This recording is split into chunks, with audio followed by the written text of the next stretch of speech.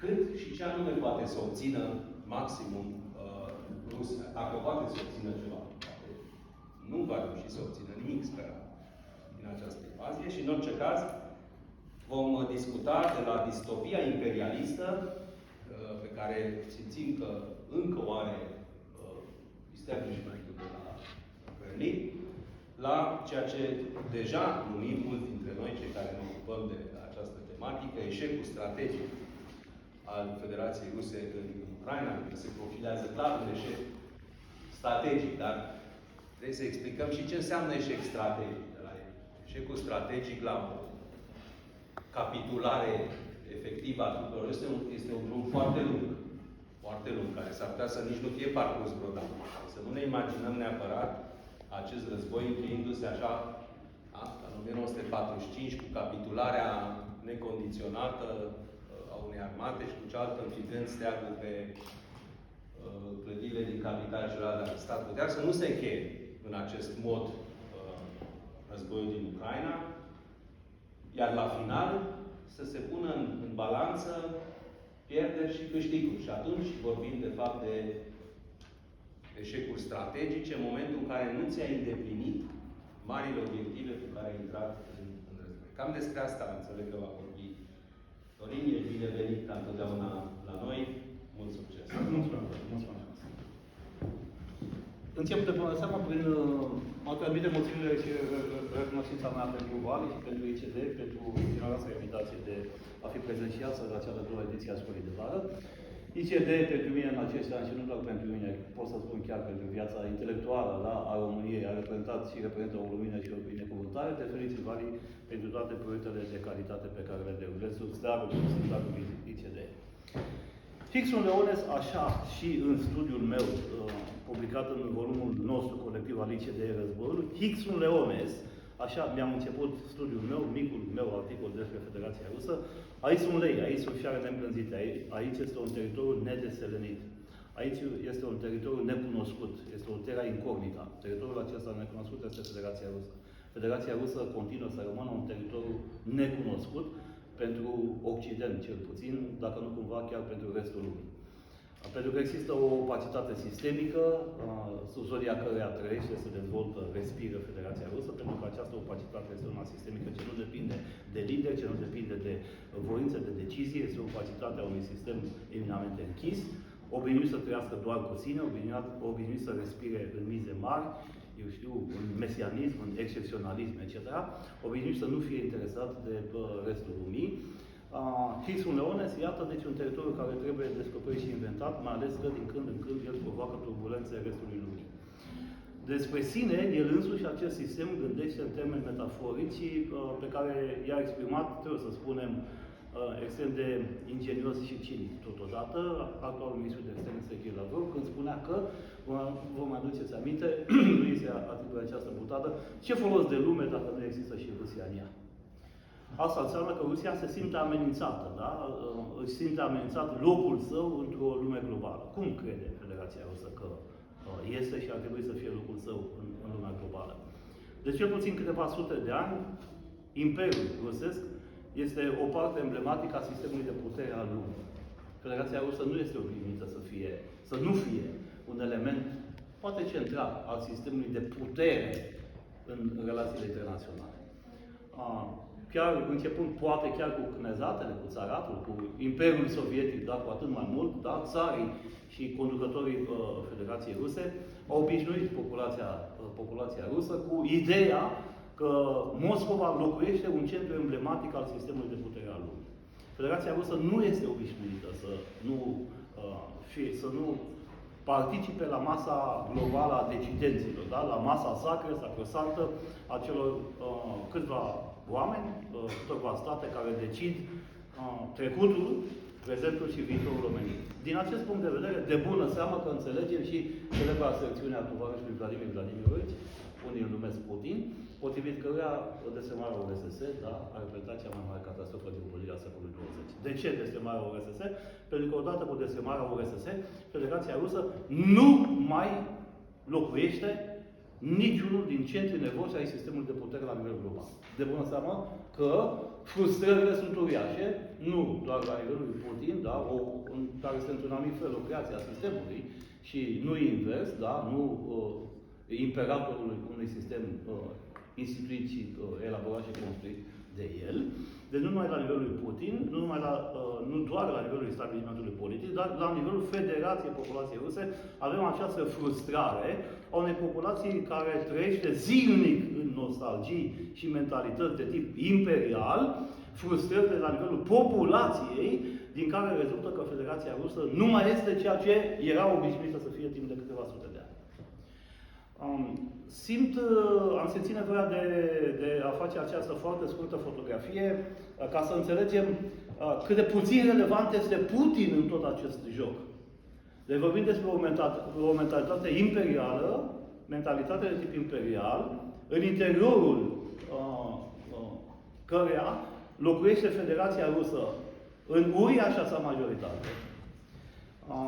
Rușii se hrănesc zilnic de dimineața până seara cu ideologia care le hrănește această mentalitate imperială. Rușii de rând au un dispreț suveran față de ceea ce înseamnă detaliile și flacurile lumii contemporane și flacurile lumii contemporane, precum de exemplu viața omenească. Rușii de rând trăiesc cu certitudinea, trăiesc fiecare zi cu certitudinea că destinul Imperiului este mai important decât mărunta lor viață omenească, că a subordona imperativele vieții tale omenești în fața supraviețuirii Imperiului este o datorie de onoare, astfel încât, încă o dată, întreaga populație resimte că Imperiul, clătinindu-se din temelii, trebuie pus umărul la recuperarea forței pe care Federația Rusă a pierdut-o în lume. Dacă înțelegem aceste resorturi, dacă înțelegem de asemenea și faptul că rusul de rând, care nu este interesat, încă o dată, în acest uriaș sistem colectiv malefic de înțelegerea sensurilor lumii din jur, nu este interesat neapărat, în majoritatea cazurilor, da?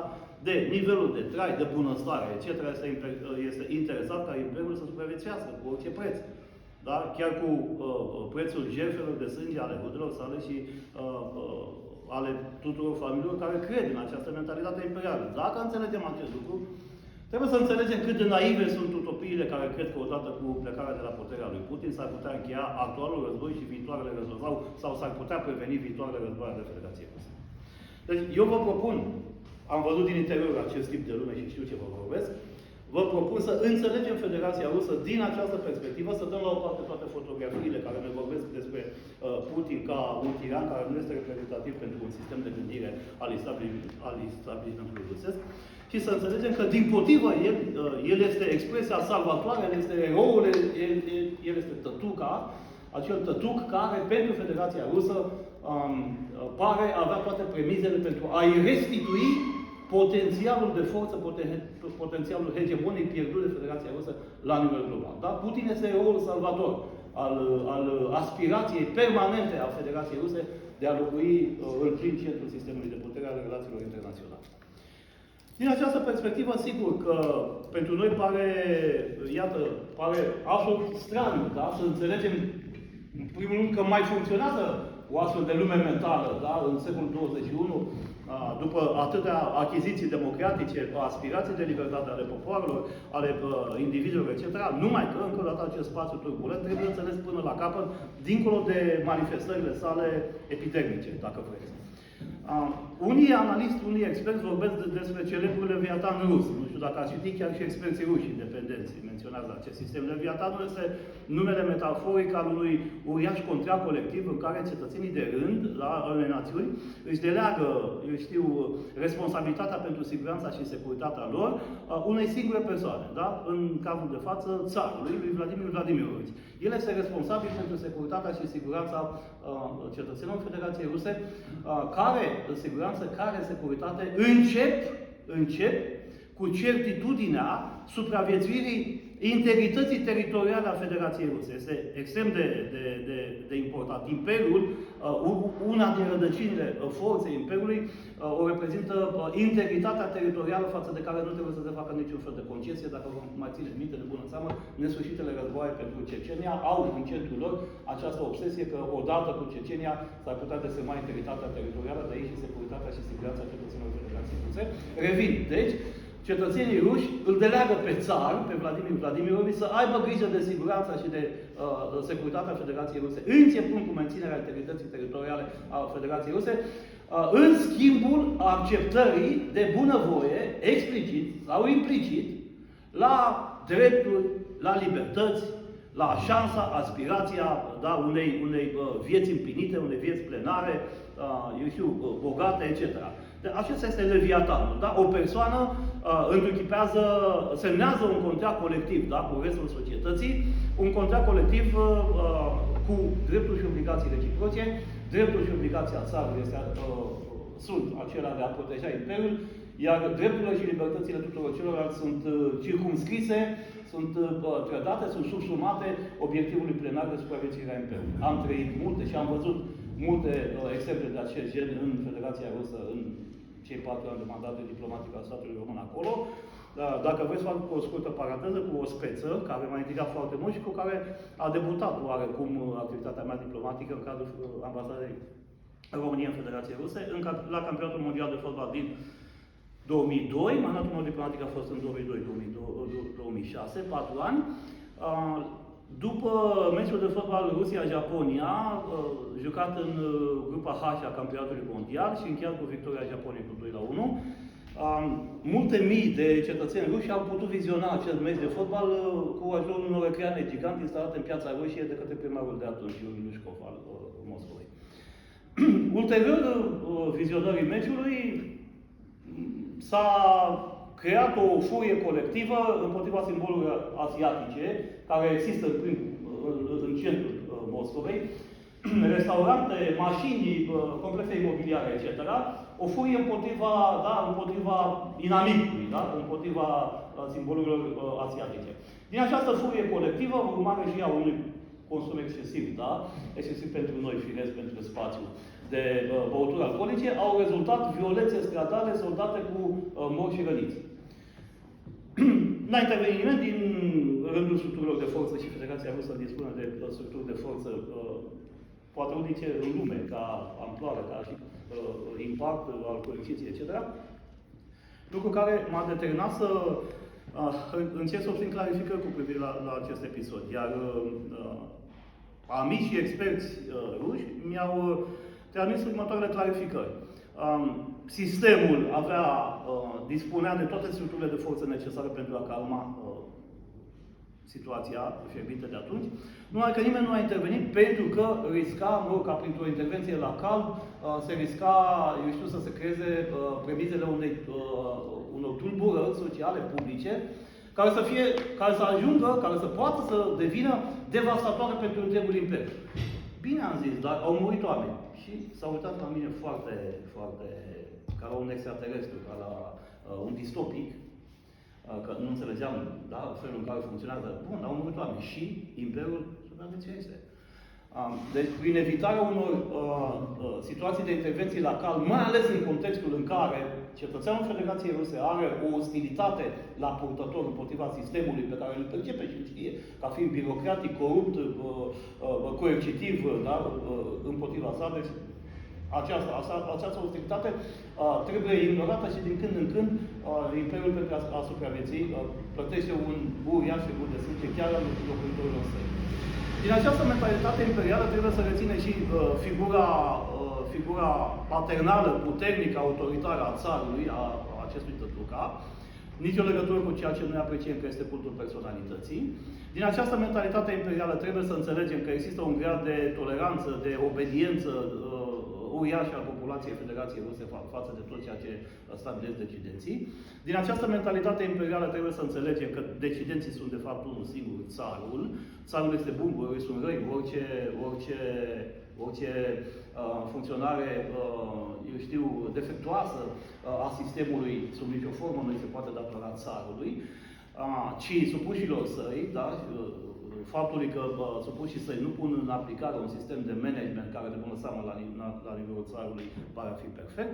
Și, în sfârșit, din această mentalitate imperială trebuie să înțelegem că rușii percep ca fiind firească vasalitatea popoarelor și națiunilor lumii față de țarul lor. Vasalitatea. Da? O întreagă lume trebuie să se închine țarului, așa cum o fac supușii imperiului. Din acest punct de vedere, tot ceea ce a creat, mai ales în ultimele 10 de ani, vestul colectiv, pare a fi o răzvrătire față de așteptarea populației Federației Ruse ca lumea să se închine la picioarele țarului, așa cum o fac rușii înșiși. Și din această răzmeriță colectivă, da, orchestrată de dușmanul vecinii Statele Unite ale Americii, iată, s-a creat o izolare, o diminuare substanțială a rolului și a locului Federației Ruse în sistemul de putere al lumii și de aici o întreagă frustrare și căutarea unei soluții. Soluția a fost de bună seamă la îndemână oricând, o soluție imperială pe care Moscova, în sfârșit, ca centru de putere, a avut-o din totdeauna, da? Crearea premizelor rezolvării pe cale conflictuală a unor situații care să regleze rolul și locul Federației Rusiei în lume. Ucraina, din acest punct de vedere, reprezintă copilul răsfățat, copilul minune, reprezintă o creație statală și ideologică eminamente a Federației Ruse, da, un stat construit. Eu vă vorbesc de elementele de mentalitate ale Federației Ruse, de bună seamă. Copilul obraznic, copilul răsfățat, care se răzbună împotriva părinților, copilul devenit bogat, a primit teritorii, a primit dreptul de a se naște, dreptul de a exista, dreptul de a respira, a primit acest atribut, acest drept de la Moscova, chiar în leagănul de etnogeneză al poporului rus. Da? Ucraina este copilul răsfățat, care se răzbună împotriva părinților și care trebuie pedepsit, care trebuie pus din nou la colț. Ucraina, de asemenea, reprezintă chintesența oricărui proiect imperial al Federației Ruse în afara granițelor actuale ale Federației Ruse. Dacă nici în Ucraina Federația Rusă nu reușește să rezolve problema imperativului relansării în formă imperială a rolului său în lume, atunci Federația Rusă n-ar putea reuși niciodată. Deci Ucraina este văzută ca fiind, de bună seamă, hârtia de turnăsor a proiectului imperialist al Federației Ruse. Asistăm astăzi la un proiect imperialist pe care îl gândește o întreagă generație, nu doar Vladimir Vladimirovici Putin, de vreo câteva zeci de ani. Poate că în primii ani de după 1991, da, în perioada lui Elțin, sau poate chiar și în primii ani a lui Vladimir Vladimirovici, poate că a existat și tatonarea acestei posibilități ca în raportul de relație dintre Federația Rusă și restul lumii să se instituie mecanisme de cooperare, colaborare, de coprezență, în sfârșit. Poate, nu știu. Sau mai degrabă, însă, acest proiect a avut nevoie de o perioadă de creștere. Și Vladimir Vladimirovici a asigurat în spatele unor marote, precum Rusia de la Lisabona la Vladivostok, atenție, asta este marotă rusească. Macron a reluat o marotă rusească născută în laboratoarele Ljubljankei, în laboratoarele Moscovei. Aceasta este aceasta este narațiunea Moscovei, narațiunea mincinoasă în spatele căreia Federația Rusă și-a putut articula un întreg sistem de putere interior menit a se implementa în momentul în care țarul decide că este cazul să implementeze un nou proiect imperialist. Da? Deci Federația Rusă și-a asigurat ani de creștere în spatele acestor narrative mincinoase cu privire la un raportul de cooperare cu Europa. Bun. La un moment dat, ele au devenit în mod firesc pentru Federația Rusă raportul de confruntare și au pregătit terenul acestui nou proiect imperialist. În principiu, ce prevede acest proiect imperialist? Să redea Federației Ruse, da, măreția, gloria, da, de odinioare. Am văzut că fiecare din actorii statali relevanți la nivel global are mecanisme de acest gen. Noi, de până seama, facem distincțiile cuvenite între instrumentele și mecanismele prin care se exprimă această proiecție imperială. La Moscova ele întotdeauna s-au exprimat ostil și tiranic și sângeros. Un nou proiect imperial. Ce ar conține? Propunerea mea analitică este aceea că Federația Rusă are în vedere trei paliere și trei obiective. cel mai important de bună seamă este acela de recalibrare, reconfigurarea rolului și locului Federației Ruse în lume. Dacă acceptăm această teorie potrivit căreia rușii percep în fiecare zi frustrarea, potrivit căreia, iată, după multe sute de ani de imperialitate rusească și de primat rusesc asupra lumii, Federația Rusă nu mai există la nivelul mărunt al celor care decid și stabilește și distribuie puterea la nivel mondial, atunci înțelegem că acest imperativ este unul de tip strategic.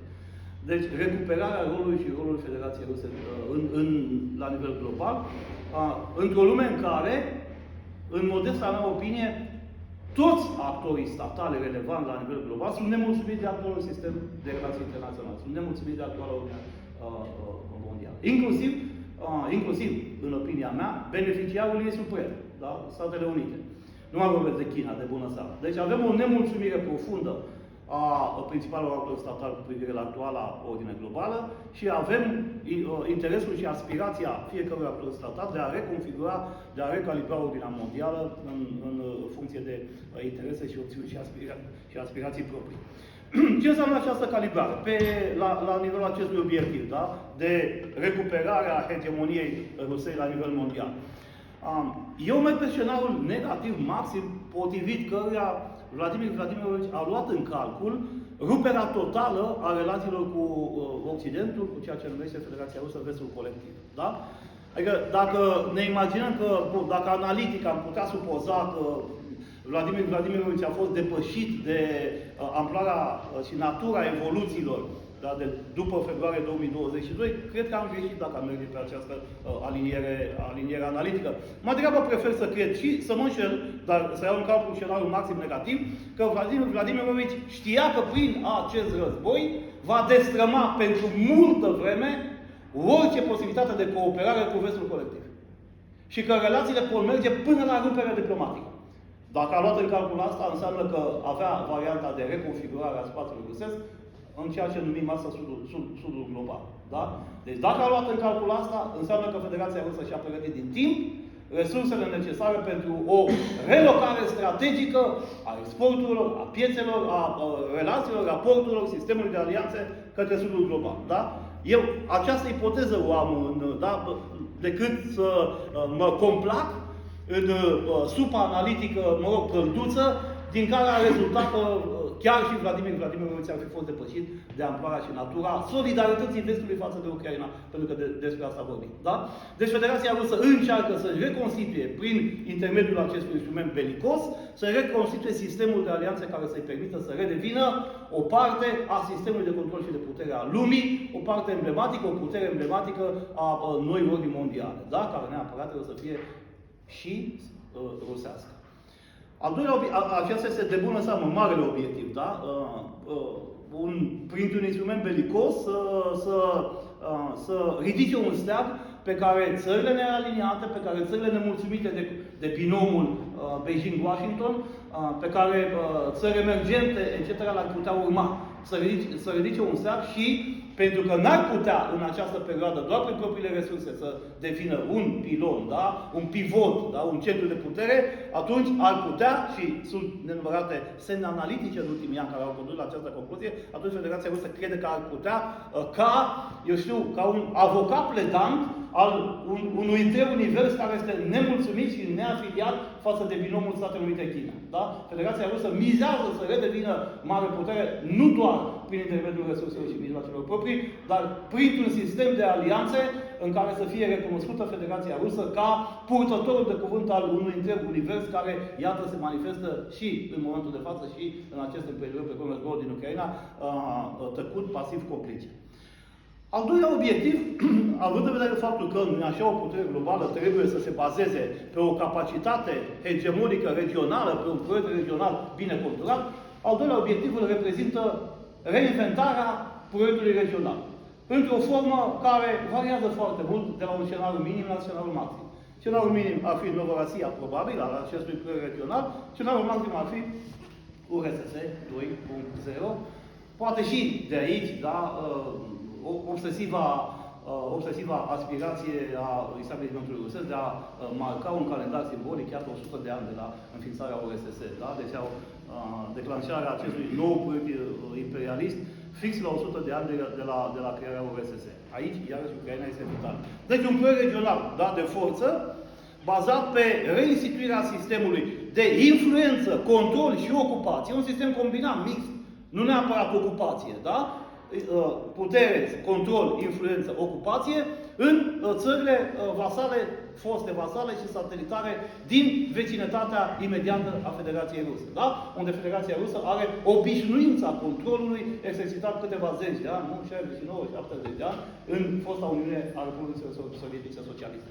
Deci de la Novoasia la URSS 2.0, indiferent cum au fost articulate scenariile la Moscova, de bună seamă că unul din obiectivele, al doilea, după cel global, pentru acel nou proiect imperialist, a reprezentat recuperarea unui proiect regional hegemonic. Da? Eurasia, iată, s-ar putea numi, nu?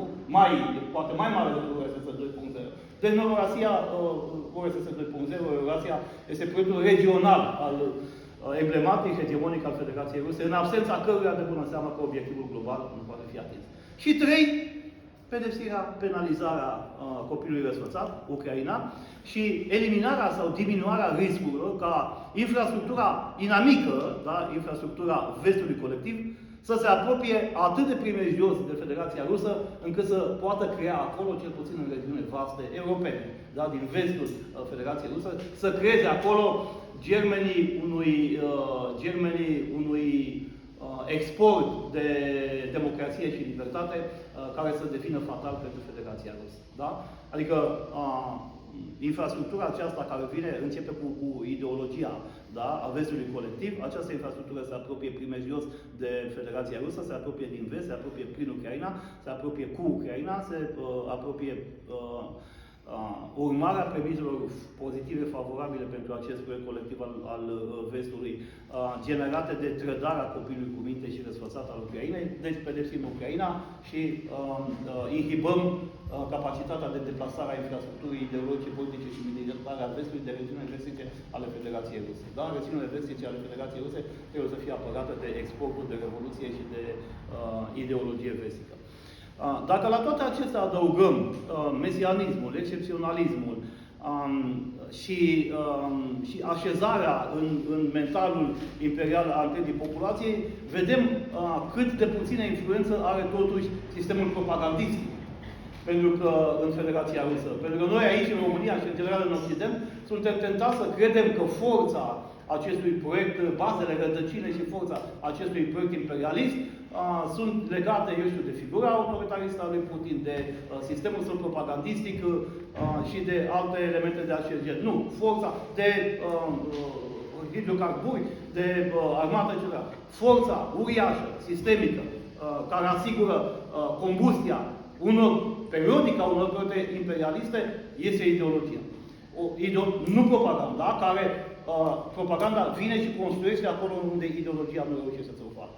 Deci ideologia care, încă o dată, mesianismul, excepționalismul, eu știu, obligativitatea existenței unei funcții hegemonice a Federației Ruse la nivel mondial, din nou, ce folos de lume dacă nu există Federația Rusă puternic amprentată în ea. Dar asta este ideea lui Lavrov. Acestea par a fi cele 3 obiective. Acum, șansele lor de îndeplinire, și mă apropie de sfârșit și creez culoarul și oportunitatea pentru întrebări și răspunsuri, pentru discuții, șansele de îndeplinire. În noua ordine globală, indiferent cum va arăta ea, în primul rând va exista o nouă ordine globală, alta decât cea actuală sau alta decât cea veche, nu? Pentru că cea veche își demonstrează în fiecare zi perisabilitatea. Suntem acum într-o perioadă de tranziție, da? De la fosta ordine mondială la următoarea. În noua ordine globală, Federația Rusă nu pare a avea premisele necesare pentru atingerea acestui obiectiv.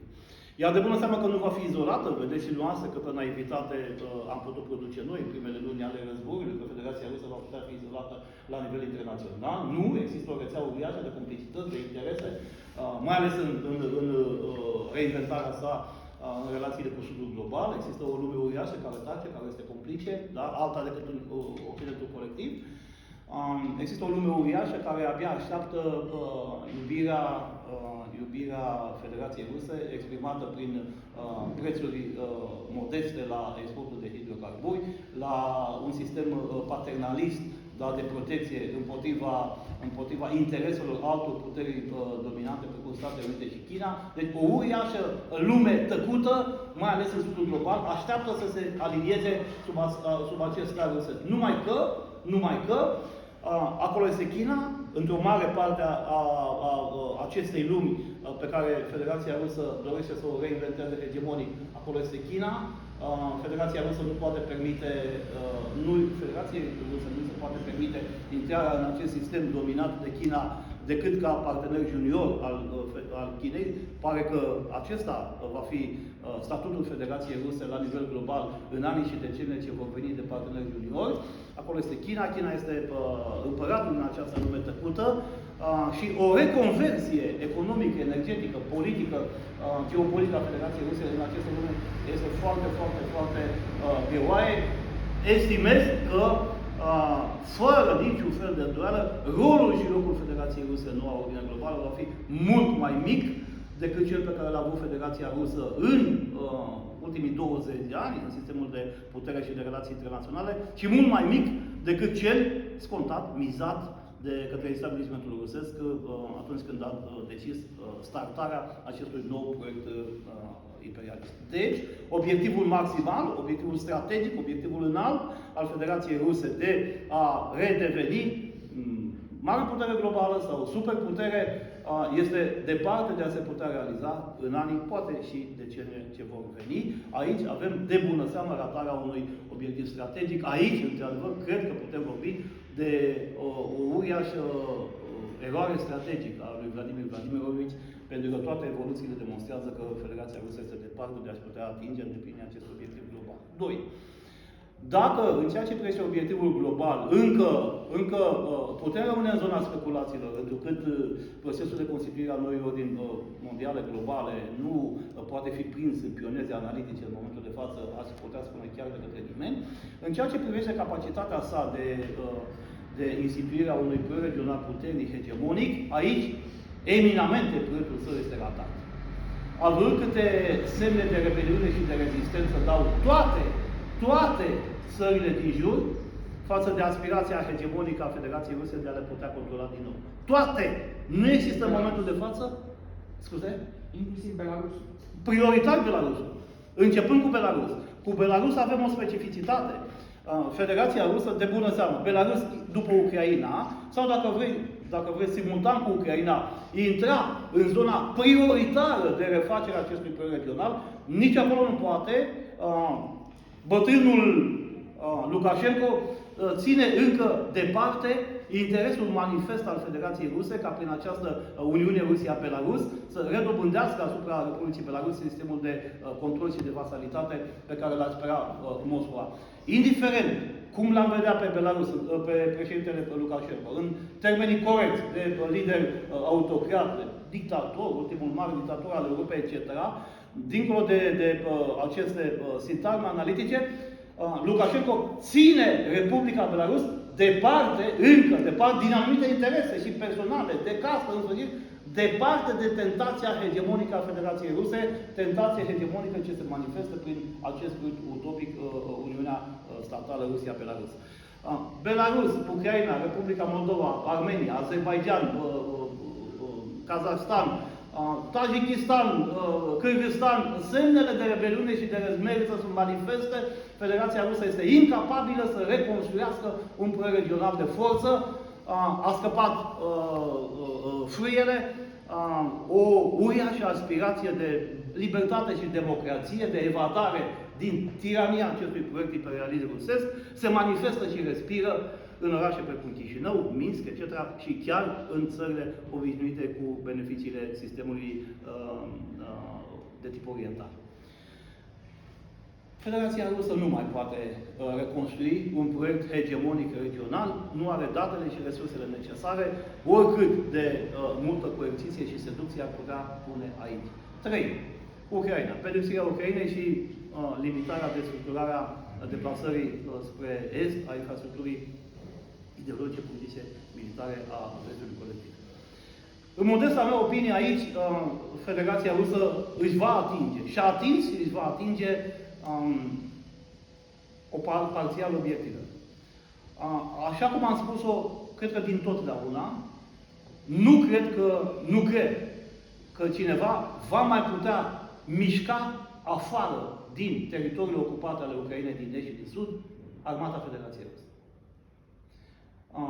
Narativul acesta al victoriei absolute a Ucrainei, inclusiv prin eliberarea masivă substanțială a acestor teritorii, eu cred că nu are date analitice, certe, reale, corecte, pozitive spre a se îndeplini, oricât de mult ni l-am dorit. Eu cred că acest război se va termina, dacă se va termina vreodată, sunt extrem de sceptic că se va termina vreodată acel război, oricum va dura foarte mult și nu se va termina, din păcate, cu eliberarea integrală sau semnificativă a actualelor teritorii ocupate.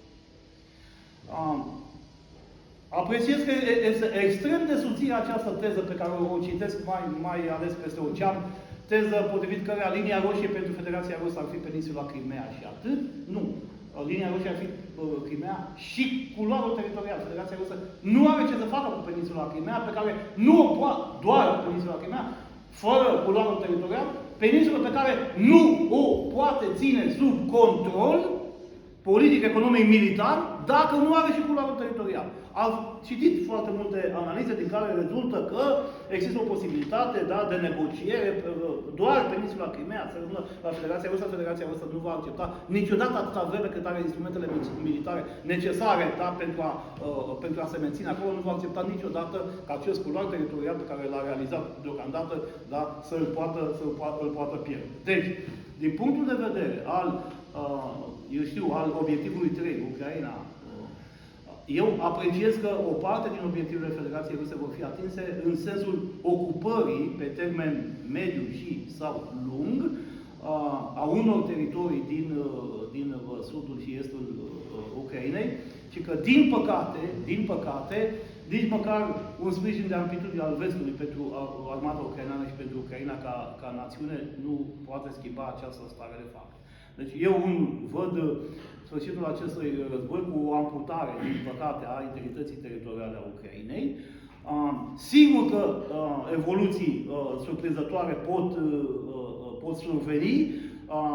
Sigur că îmi doresc să fie altfel, dar sunt obligat să mă gândesc și la cel mai rău scenariu și aici, pe acest obiectiv 3, s-ar putea ca Federația Rusă să își înstăpânească instrumentele de control acolo. Deja nu este un secret pentru nimeni că încă din primele zile de ocupație, acolo lucrează considerabil forțe, structuri ale sistemului represiv rusesc, începând cu Serviciul de Securitate al Federației Ruse, e acolo prezent, Garda Națională, toate structurile sistemului de forțe și de putere al Federației Ruse lucrează în fiecare secundă acolo în regiune pentru a consolida regimul de ocupație al Federației Ruse de aceste teritorii. Da? Nu mai vorbesc de aceste celebre linii fortificații de apărare, numeroase, multiple, puternice, se pare, pe care armata Federației Ruse pare că a avut timpul de a le crea acolo pentru a respinge orice posibilitate de contraofensivă de tip strategic. Deci, teritorial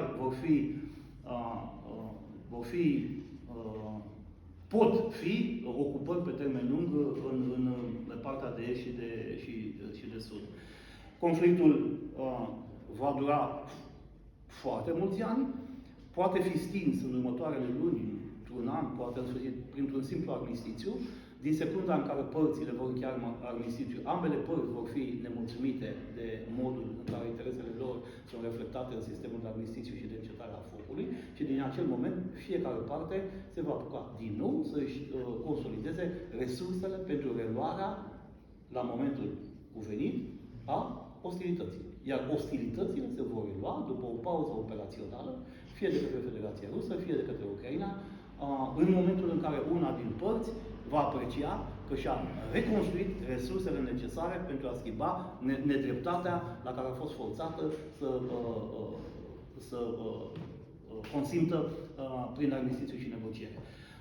Văd, deci, pe termen lung, un conflict poate să-l numim înghețat, cu dezghețări succesive, cu faze succesive, similar conflictului din Donbass, dar pe o arie mai largă, cu un impact mai mare, de aici și probleme conexe foarte mari legate de capacitatea de a asimila Ucraina în structurile europene și atlantice, Uniunea Europeană, NATO, cu o aspirație firească a Ucrainei de recuperarea teritoriilor ocupate, o aspirație care va domina mentalitatea ucraineană în mod firesc și legitim pentru toți anii în care se va menține acel regim de ocupație, dar cu indisponibilitatea la compromis și negociere cu privire la teritoriul de către partea ucraineană.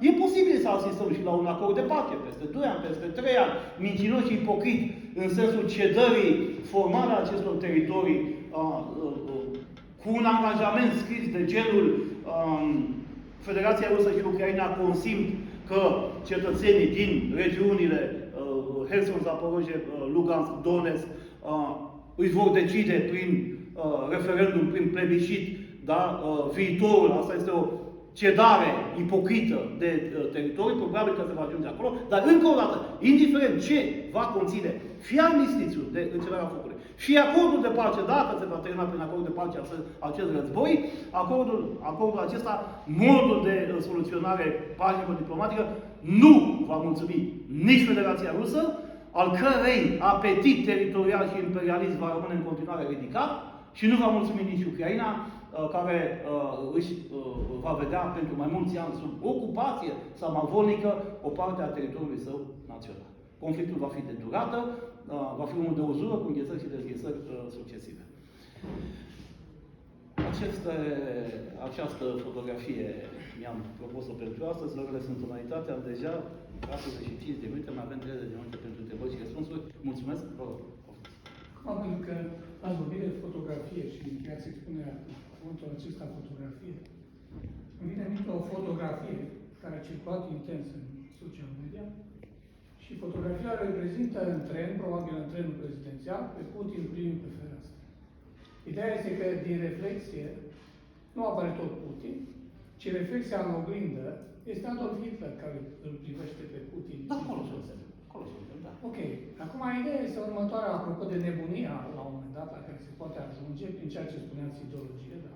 Da. Foarte bine precizat. Și odată cu ideologia în spate vin ca resurse toate celelalte, care să susțină această ideologie. Îmi vine în minte următoarele lucruri și anume. 1. Monstruozitatea care poate deveni la un moment dat bun comun.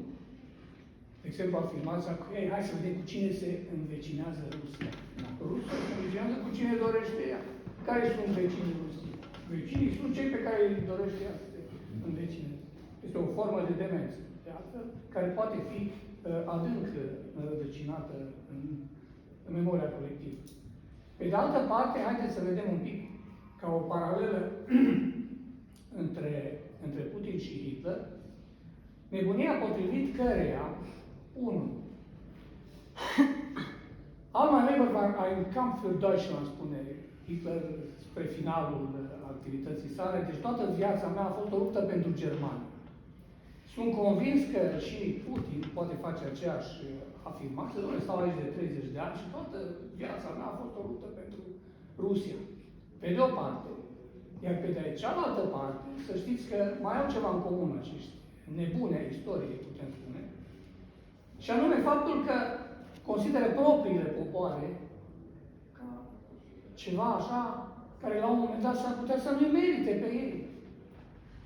Adolf Hitler a spus, apropo de pierderea, Germania va pierde războiul, Germania pierde războiul, poporul german are atâtea victime și pierde războiul. Și atunci se pare că Hitler ar fi afirmat în cazul acesta, poporul german nu m-a meritat.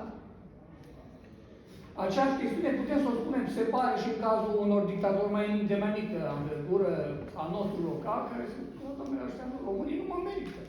Ei nu merită un astfel de geniu al Carpaților care apare odată la câteva sute de ani.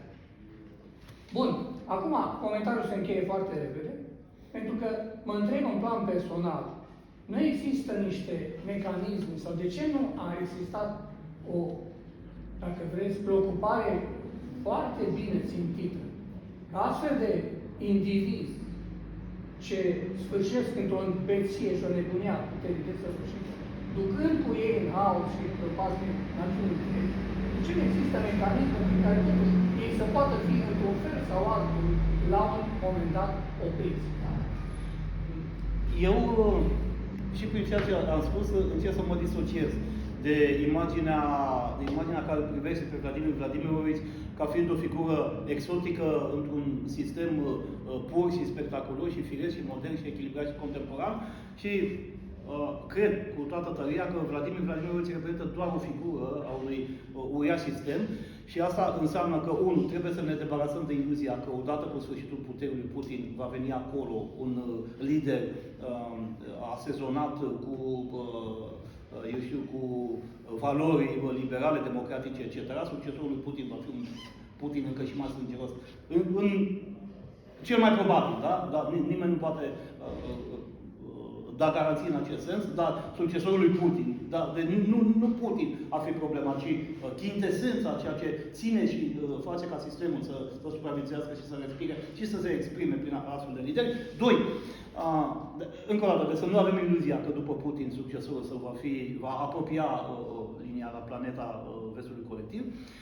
A doua chestiune este de asemenea o realitate, faptul că astfel de lideri sunt expresia unei lumi, sunt expresia unui continent, sunt expresia unui univers care locuiește aici, alături de noi, fără a-l cunoaște noi, în esență. Da, am spus, ei sunt leonezi, aici sunt fiare sălbatice, necunoscute, sunt expresia unui continent. Da? Și trei, nu mai puțin. Și trei, o chestiune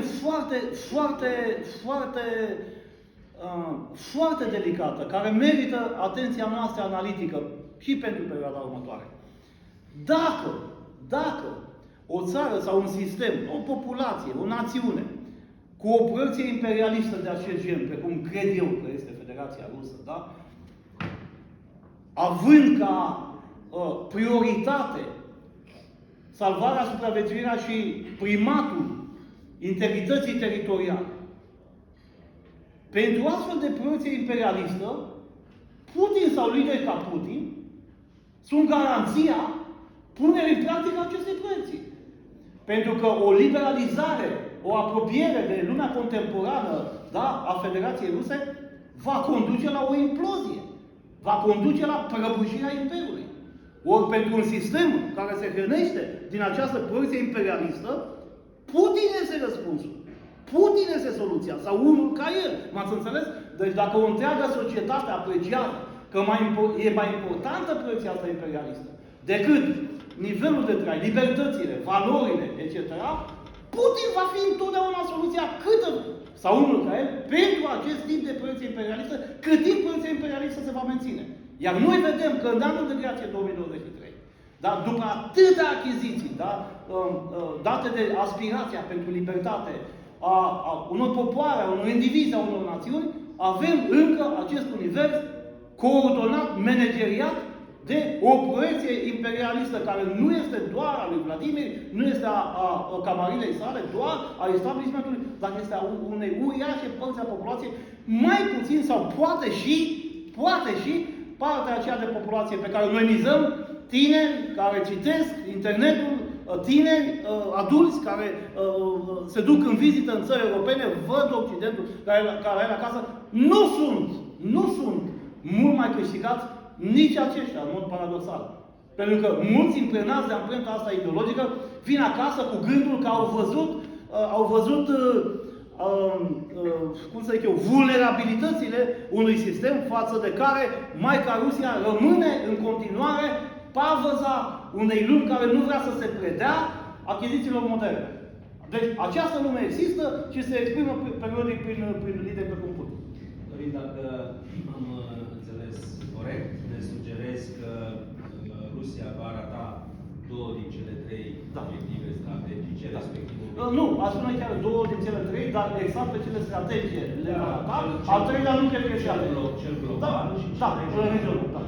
Dar, totodată ne sugerezi că s-ar putea să-l atingă, să îndeplinească parțial pe cel de-al treilea privind pedepsirea Ucrainei și respectiv blocarea aspirațiilor integrare occidentală a Ucrainei, Da. prin a face imposibilă aderarea Ucrainei la Uniunea Europeană și la NATO.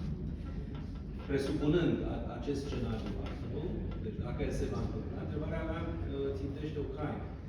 Cum crezi tu că ar evolua, pentru că tu cunoști deopotrivă și Ucraina, unde ai fost diplomat, că ar putea evolua Ucraina în momentul în care a realizat 2, 3, 5 ani că nu va adera nici la Uniunea Europeană, nici la NATO. Poate zice, cum nu va adera? Tocmai a fost un summit NATO care i-a spus Ucrainei că va adera la un moment dat. Ok, eu înțeleg ce spui și ce ai minte, lucrurile se schimbă. A fost o declarație. Au mai fost declarații NATO cu privire la Ucraina și la București. Asta e mai hotărâtă, pare să fie. Dar anul sunt alegeri prezidențiale Statele Unite, un președinte ca Trump. Nu e greu să deducem că una din primele lui idei va fi, domnule, e clar că nu se mai impune extinderea NATO acolo în coasta Rusiei. Deci asta va fi una din posibile idei cu care va veni la discuții cu Putin, oprim extinderea NATO cu Ucraina. În momentul în care Ucraina se trezește pusă în fața unei asemenea decizii, nu mai are ce face. E clar că nu se va mai extinde NATO dacă administrația republicană, să zicem, a Statelor Unite va spune nu e inspirat să extindem NATO. Ce ar face? Ce tip de evoluții politice, culturale, sociale, interne prevezi într-o Ucraina frustrată de neputința atingerii acestui mare obiectiv? Dacă s-ar întâmpla lucrul ăsta, vorbim Da. în scenariul pe care Plecând de la l-ai descris această tu. premiză analitică pe care eu o susțin de mult, că din păcate, armata rusă nu poate fi izgonită de acolo. Și plecând de la această premiză, rezultă că ar putea veni în anii următori, nu foarte repede, o conștientizare la nivelul societății și establishmentului ucrainean cu privire la utopia proiectului de eliberare teritorială. Până la granițele din 23 februarie 2022 sau chiar până la granițele din 1991, în oricare din aceste scenarii, va veni la un moment dat momentul conștientizării acestei imposibilități. Dar el va veni greu. Narativul victoriei, există un singur narativ al victoriei absolute, necondiționat, în sistemul public ucrainean. Sigur că jos, la fiul ierbii, opțiunile, așteptările, gândurile sunt extrem de diverse. Extrem de diverse de la cetățenii ucraineni care iubesc în continuare lumea rusă, inclusiv în regiunile vestice ale Ucrainei. Și invers, cetățenii ucraineni de etnie rusă din regiunile din est și din sud, care cred necondiționat în proiectul de țară al Ucrainei. Însă conștientizarea va veni foarte greu. Nu va veni prin momentul unei iluminări, va veni periodic și încetul cu încetul conștientizarea de către largi categorii de populație și de către o mare parte a establishmentului ucrainean, această conștientizare va veni prin multe momente tensionate și contradictorii în sistemul politic intern ucrainean. Și încetul cu încetul va prevala această conștientizare asupra celor care vor dori să țină la lung obiectivul recuperării teritoriale. Și la un moment dat va veni dacă ținem cont de această premiză, dacă actuale culmini, vor rămâne sub ocupație rusească, va veni momentul în care restul Ucrainei, din teritoriul neamputat, va trebui să aleagă între integrarea europeană și sau euroatlantică acestui rest de țară și menținerea în continuare a nostalgiei sau a utopiei sau a obiectivului a proiectului de eliberare a teritoriilor ocupate. Dacă se va produce acel declic și conducătorii viitoare Ucrainei din anii ce vor veni, încă o dată pe baza acestei premize, discutăm, vor decide că este cazul ca proiectul de țară să trăiască în restul Ucrainei, și restul Ucrainei să aibă parte de obiectivele pentru care au murit sau pentru care au rămas sub ocupație alte teritorii, acelea de a se integra în structurile europene și euroatlantice, ar putea să prevaleze. În momentul de față, nu e nici cea mai multă șansă, din multiple considerente. Ucraina acum este plenar angajată în acel război de apărare și totodată de independență. Există o mentalitate foarte puternică, care este asociată direct narativului victoriei. Ucraina încă știe, crede, speră că se poate. Și eu sper că se poate. Repet, am așteptări puțin mai realiste și mai tragice, dar și eu sper că se poate. Sper să nu asistăm la o oboseală a vestului, la o oboseală în sfârșit accentuată a vestului, dar încă o dată, cu oboseală sau fără, nu știu cât de departe va fi momentul acestei conștientizări. Cert este că, încă o dată, în acest scenariu, la un moment dat, vine momentul exprimării cu deosebită claritate a opțiunii.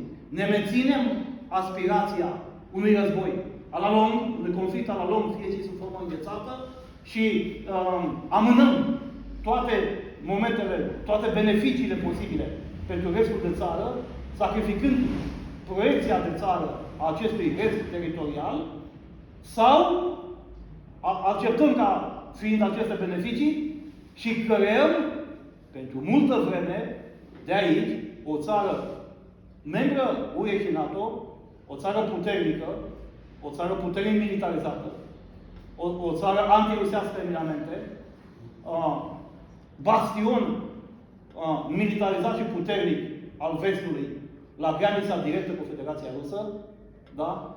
Fără cordoane sanitare, fără zone gri, etc. Eu cred că ar putea veni acel moment. Cunosc natura puternică a mentalului ucrainean și știu că acum, în lunile ce vor veni, în anii ce vor veni, sunt puține șanse ca atitudinea să basculeze dincolo, dar ar putea veni acel moment în care... Cătălin, ai fost ieri când domnul profesor Colcotean a vorbit de Balcanii de Vest, da, pe cazul Serbiei. Da.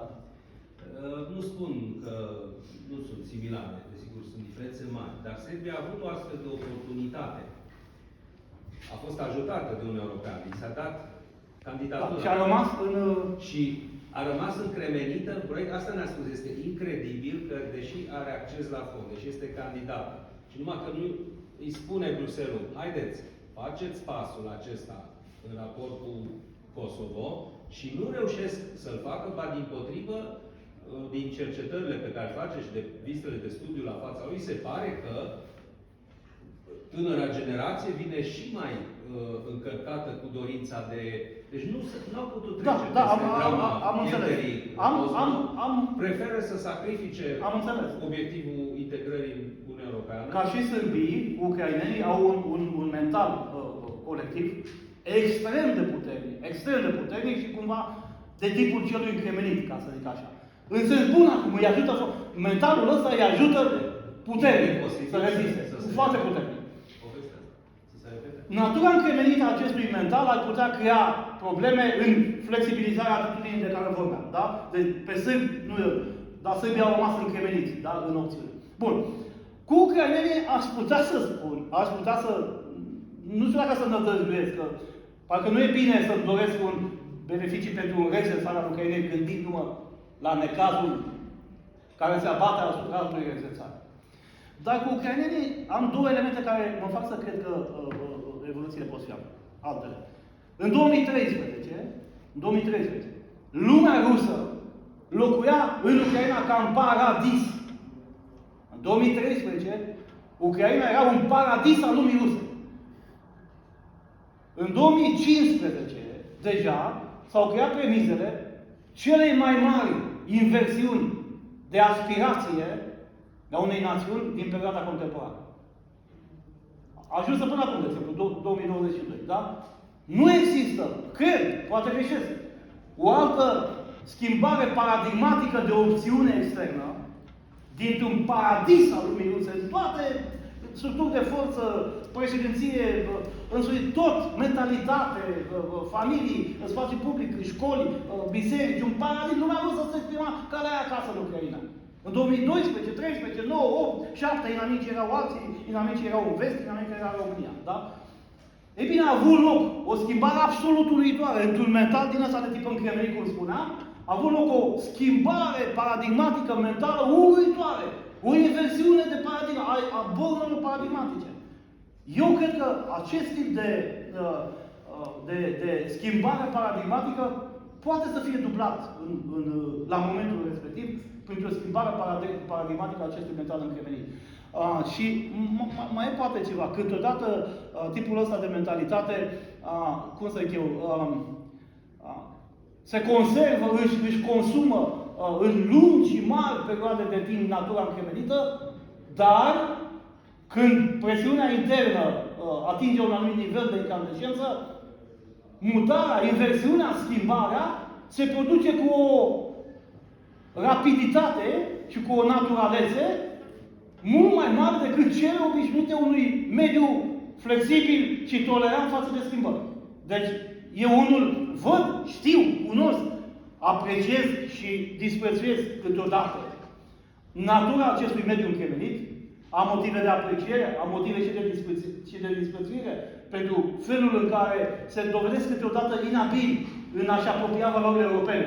M-ați înțeles? În diferite domenii, dar le apreciez pentru că, iată, rezistă ursului de la răsărit, îl disprețuiesc când nu vine mai repede la masa și la sistemul de valori unde îi așezăm, dar inversiunea paradigmatică, rapidă, în câțiva ani de zile, cea mai mare inversiune paradigmatică, și speculația, potrivit căreia un mediu mental încremenit, în momente de fierbere, poate comuta, mult mai natural și mai rapid decât o fac mediile liberale, flexibile, tolerante.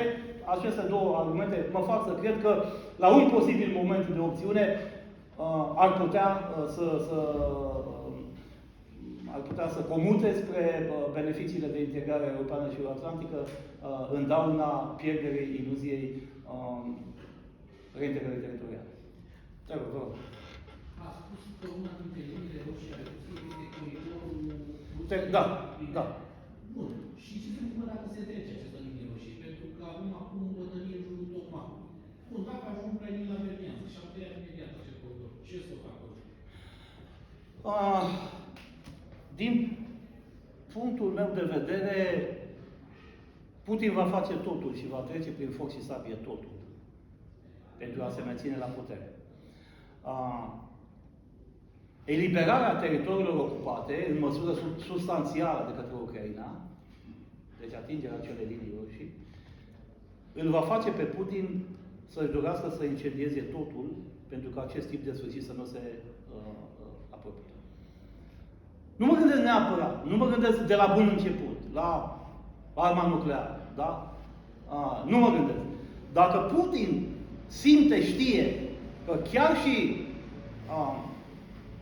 pierderea acestor teritorii, da? Eliberarea lor de către armata ucraineană, o înfrângere rușinoasă, clară, fără echivoc, dar nu mai vorbim aici de niciun pachet narrativ în care poate să îmbrace, da? Acest eșec. Dacă Putin totuși va simți că acest eșec clar nu va crea premizele directe ale plecării sale de la putere, deci ale plecării sale din această viață, pentru că nu poate pleca de la putere altfel decât prin moarte, cel puțin în această situație și în anii ce vor veni. Deci dacă Putin va simți că nu este periclitată în mod direct poziția, există posibilitatea ca el să nu recurgă la incendierea lumii. Dar dacă va simți că acest eșec va dezinhiba micii, mărunții săi locotenenți, oponenți din sistemul de putere, dacă simte că acest eșec va crea premisele interne ale unei lovituri de stat capabile să-l înlăture, atunci se va gândi treptat la tipul ăsta de incendiere a lumii, din care nu exclud aplicarea unei lovituri cu armă nucleară tactică, pentru început fără victime și cu alte posibile instrumente de escaladare. Nu le exclud. Dar asta depinde de calculul rece și cinic al lui, dacă înfrângerea fără echivoc da? Strict pe războiul de integritate teritorială, da? În Ucraina va crea sau nu premizele interne pentru o lovitură de stat care să îl înlăture de la putere. De acest calcul vorbim. Vă rog. O lovitură care pune capăt. Nu. Da, am spus că graduat, da? Da? O lovitură nucleară tactică poate fi un moment de escaladare de după care părțile beligerante își vor reconstitui paradigmatic raporturile. Da? Nu știm ce mai poate urma după, dacă nici aceea nu va salva pe Putin de la plecarea de la putere. Încă o dată, plecarea de la putere a lui Putin nu, sub nicio formă, nu are șansele de a se articula sub forma unui prețios ceremonial sau protocol, da, poligodiplomatic. Instalarea unui succesor printr-o complicitate a tranziției și succesiunii. Am o întrebare analitică și una cu privire la strategia politică a lui Putin. Aia analitică. În ce măsură elemente de la nivel subsistemic, de tipul mentalitatea elitelor sau convingerea lui Putin că Occidentul este în declin, o convingere care pare să se accentueze pe măsură ce Putin face erori strategice, pierde posibilitatea de a-și îndeplini anumite obiective, e cu atât mai convins că la un moment dat, dacă va dovedi răbdare strategică, va avea norocul ăla de care vorbea Machiavelli. Și pe de altă parte, deci asta e una la mână, convingerea lui că Occidentul e în declin și la un moment dat își va pierde hotărârea că Ucraina e un stat artificial și la un moment dat, nemai fiind susținută, se va prăbuși militar vorbind. Și pe de altă parte, managementul defectuos al sistemului informativ rusesc, deci inteligențul politizat, informația greșită pe care o a avut-o, l-au determinat pe Putin să iei această decizie care a generat o eroare strategică. Deoarece, în analizele occidentale de până la acel moment, Putin era considerat un actor rațional. Deci el ori a luat o decizie rațională pe baza unor informații sau convingeri sau mentalități greșite, ori a luat o decizie de asta irațională sau nu musai pe motive strategice, ci pe motiv de securitate a regimului. Eu unul m-am ferit de evaluări epidemice potrivit cărora Putin a devenit irațional, a devenit altul, etc. Nu. Eu cred că, așa cum spuneam, și-a pregătit îndelung acel moment. Și momentul a venit când el aprecia că s-au întâlnit premizele necesare, premizele interne de consolidare a statului rus care să susțină un război și o producție imperialistă de durată, și premizele externe din care rezultă o vulnerabilitate accentuată a Occidentului colectiv și o incapacitate de coeziune, de reacție și de rezistență. Deci, într-adevăr, faptul că el a apreciat că există un moment de slăbiciune a vestului colectiv, da, și că Occidentul e declin inclusiv din perspectiva articulării unor coeziuni, da, a constituit un resort al implementării deciziei de atac. Da. Deci, și inclusiv acum este destul de convins că găsește puncte slabe și vulnerabile ale vestului colectiv pe care le poate apăsa prin diferite pedale. 2. Inteligențul, elita. Putin și eroarea, da? Pentru că vedem că, într-adevăr, nu și-a atins obiectivele. Da, cred, încă o dată, prefer să locuiesc în acest scenariu maxim negativ. Asta, eu cred că tensiunea analitică este maximă atunci când deschizi scenariul maxim negativ. Da?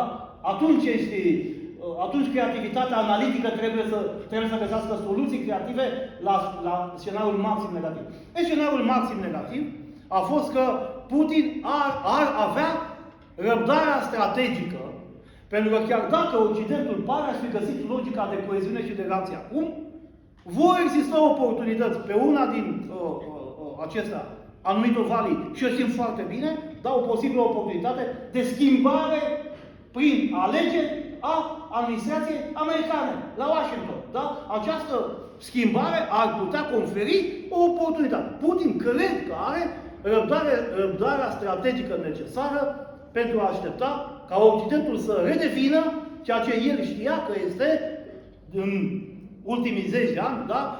Sincopat, inert, pasiv, plat, incapabil de o acțiune necum de o ripostă de tip strategic. Deci, eu unul prefer să cred în scenariile analitice, dar în scenariile prefer să cred că el este înarmat cu tipul ăsta de capacitate de răbdare strategică, adică prefer, dacă vreți, să merg pe acest scenariu negativ maxim din care rezultă că cel care inițiază un război împotriva mea, da, război hibrid de această dată, are întreaga temelie care îi fundamentează o rezistență și o acțiune și o intervenție de tip strategic, da? Decât să mă amăgesc că a devenit nebun, e altul, e... Nu! Nebun, spuneam Nu, scuze. Evaluări greșite. Evaluările, eu sunt extrem de convins, că nu crede o iotă din evaluările care îi se aduc. Nu crede o iotă. El este sistemul, el este, da, ceilalți, deci nu crede o iotă. Eu cred că, într-un anumit fel, a devenit și el victima unui sistem de percepție similar celui care a dus la izolarea mentală a altor dictatori precum Nicolae Ceaușescu.